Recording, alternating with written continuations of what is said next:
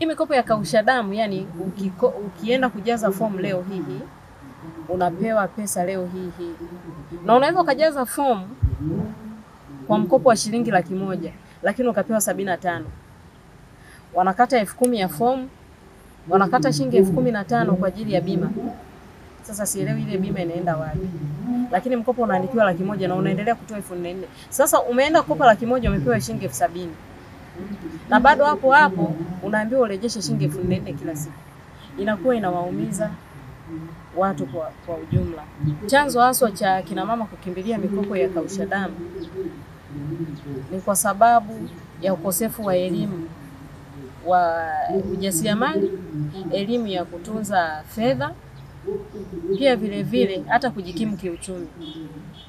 Sababu hii mikopo inaumiza kweli. Kama ilivyo kausha damu, kweli ni kausha damu. Kwa sababu imeleta athari kubwa sana kwenye jamii. Ongezeko la watoto mtaani pia vile vile linasababishwa na hii kausha damu. Kuhusu kupaumiza, mimi nishaikukopa.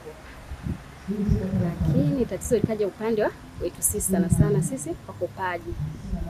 Mkiwa mjatimiza rejesho tulikuwa kwa kikundi. Kwa mjatimiza rejesho ndio mtakaisho pone kikundi mpaka hata jioni.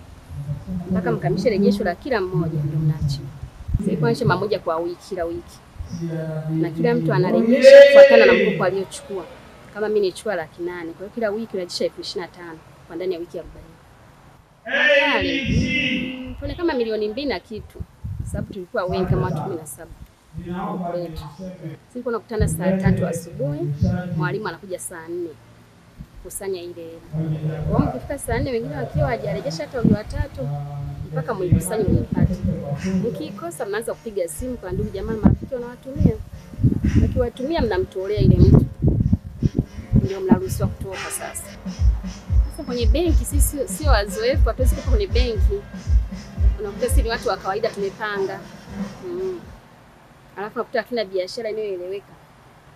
Mtu mwingine anauza mkaa, wengine tunauza maji tu, wengine wanauza maji barafu nyumbani.